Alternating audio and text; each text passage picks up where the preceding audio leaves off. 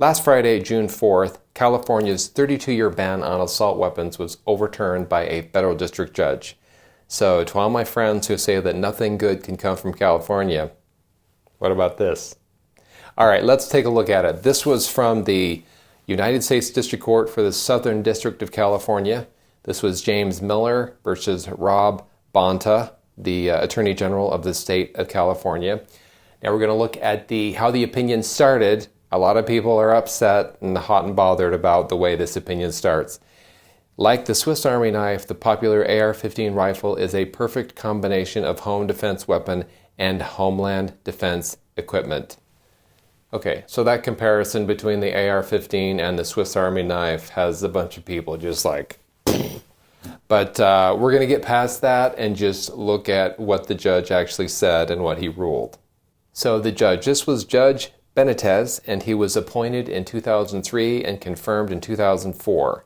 So just generally, what does this judge think about how California has defined assault weapons? All right, let's look at that. This case is not about extraordinary weapons lying at the outer limits of Second Amendment protection. The banned assault weapons are not bazookas, howitzers, or machine guns. Those arms are dangerous and solely useful for military purposes. Instead, the firearms deemed assault weapons are fairly ordinary, popular, modern rifles. This is an average case about average guns used in average ways for average purposes.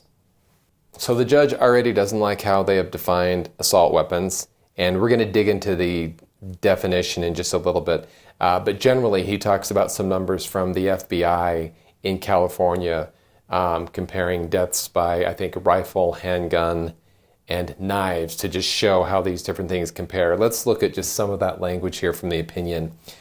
In California, murder by knife occurs 7 times more often than murder by rifle. For example, according to FBI statistics for 2019, California saw 250 people murdered with a knife, while 34 people were killed with some type of rifle, not necessarily an AR-15. And then the judge says this in the opinion: a Californian is 3 times more likely to be murdered by an attacker's bare hands, fists, or feet than by a rifle. Did he just have feet in here? That must be in the statistics, which that's pretty incredible, right? That actually enough people have been killed by feet that it is in here. Okay, for all of my friends who say nothing good comes from California, I have thought of another thing. You know, for all those cities who've been trying to figure out, hey, how can I make my entire city a bathroom? San Francisco, they are blazing the trail on that front. I mean, so that's 2 things, okay? All right, let's get back to this opinion. A little side note, Governor Gavin Newsom does not like this opinion at all. He called it a direct threat to public safety, and he has said, the fact that this judge compared the AR-15, a weapon of war that's used on the battlefield, to a Swiss Army knife completely undermines the credibility of this decision. All right. Now, I'm sure that Governor Gavin Newsom is not quoting that because that's the first line of page 1 of the opinion, and that's all he read. I mean, the opinion was 94 pages long. It did provide a lot of analysis. I mean, 94 pages of analysis, looking at facts, different legal tests. And this AR-15 Swiss Army knife was like line 1 of page 1. And I'm sure that Gavin Newsom read farther than that, right? He did, didn't he? Unless he had headshots lined up, because I think I'm sure he's going to get a role in one of those big movies. I think that's what as long as he didn't have like headshots or auditions, then I'm sure that he was going to read past page 1 of the opinion. Okay, I think we have to look at how California has defined assault weapon to just see what is being found as an unconstitutional ban. So stick with me. This will not take long, but I do just want to show you what California is saying an assault weapon is. Okay, so an assault weapon is one of these 3 types of weapons. The first type is a semi-automatic centerfire rifle that does not have a fixed magazine but has one of the following prohibiting features: a pistol grip that protrudes conspicuously beneath the action of the rifle, a thumb-hole stock, a folding or telescoping stock, a grenade or flare launcher, a flash suppressor, or a forward pistol grip. The second type is a semi-automatic centerfire rifle that has a fixed magazine able to hold more than 10 rounds. And then the third type is a semi-automatic centerfire rifle that has an overall length of less than 30 inches. All right, so that's the official definition in the California statute for what an assault weapon is. So after going over that definition, this is what the judge said. As an aside, the assault weapon epithet is a bit of a misnomer. These prohibited guns, like all guns, are dangerous weapons. However, these prohibited guns, like all guns, can be used for ill or for good. They could just as well be called home defense rifles or anti-crime guns. Now, looking at this definition of assault weapon in California, these mechanical features that cause it to be defined as an assault weapon, they seem to be ways to make the weapon more accurate, to increase someone's accuracy.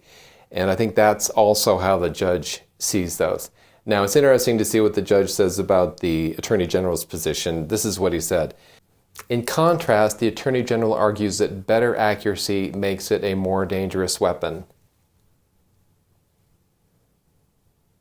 So is that true? Like the more accurate a weapon is, the more dangerous it is? Or could that be the opposite? Like the less accurate a gun is, it actually might be more dangerous. I don't know. I mean, I just like if you shoot a gun this way and it went that way, I would think that's going to be pretty dangerous, right? I mean, you probably do want to just be able to shoot straight. I would think most rifles are used for legitimate, normal purposes. Like I had a number here, there are 185,000 assault weapons in the state of California.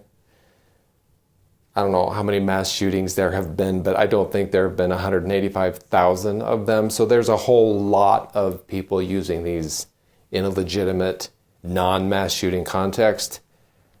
If whenever they went to shoot the gun this way, it actually went that way, I'm not sure it seemed like it could be problematic. I mean, I'm a lawyer, so maybe I'm not like, into the practical way of using a gun, but it seems like if you shoot it this way and it just goes that way, that probably wouldn't be the best, right? Here is another great quote from this opinion. While the state ought to protect its residents against victimization by a mass shooter, it also ought to protect its residents against victimization by home invading criminals. But little is found in the Attorney General's court filings reflecting a goal of preventing violence perpetrated against law-abiding citizens in their homes. Instead, the state's litigation stance is more like the view recently expressed by a police chief in Oakland, California. We do not want victims to arm themselves. We want them to be good witnesses. Of course, a dead victim is a lousy witness. I will let that speak for itself. This case is about what should be a muscular constitutional right and whether a state can force a gun policy choice that impinges on that right with a 30-year-old failed experiment. Government is not free to impose its own new policy choices on American citizens where constitutional rights are concerned. It is declared that these statutes unconstitutionally infringe the Second Amendment rights of California citizens. Now, Judge Benitez did grant the Attorney General of California a 30-day stay of the ruling, giving him a chance to appeal this up to the Ninth Circuit. I will try to keep my eye on this, and I will try to keep you posted. Thanks for watching.